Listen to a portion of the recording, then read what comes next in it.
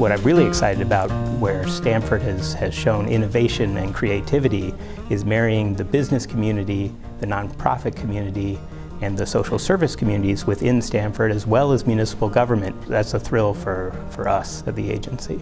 So another aspect of the Stamford 2030 project that really aligns with the state's goal is its focus on resiliency and climate adaptation, and the importance, particularly for our coastal cities and our cities along inland sort of waterways and floodplains, of adapting to what is already happening. The climate is already changing. We've experienced that in Connecticut over the last 5 years or so.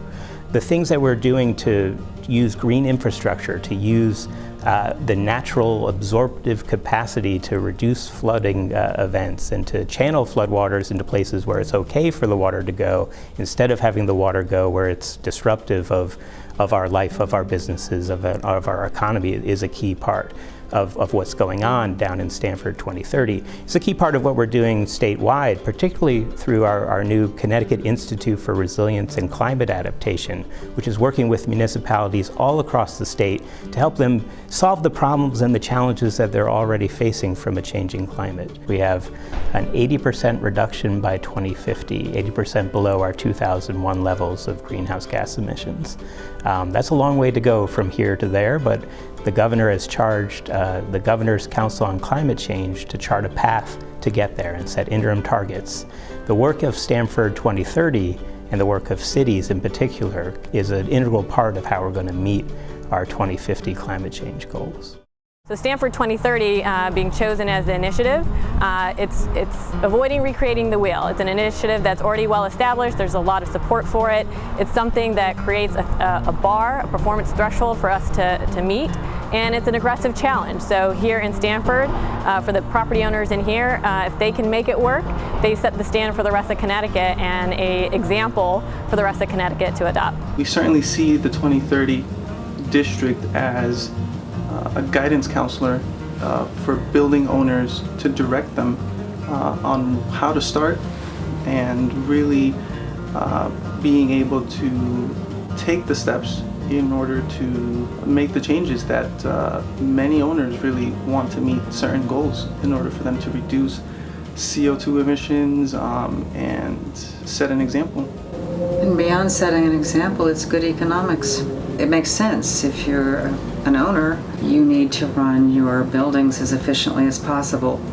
Within the WeGoWise portfolio and the properties you have, it's really just been a breeze. It's in a matter of 5 minutes, you can have your entire portfolio compared to properties that are within the region, you know, obviously climate zone, structure, building dates, and really couldn't be any easier.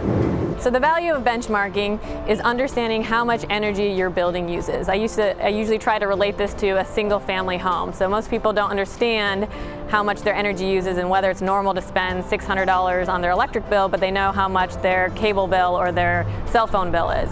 So you don't understand if you're spending too much unless you stop and look at your bills. And then once you do look at that data, you don't know if you're spending too much unless you compare yourself to other buildings in your area. Back in the 70s, when price of oil increased rapidly, they needed to make it very clear and simple for everyone in the market to understand miles per gallon and how efficient your car is.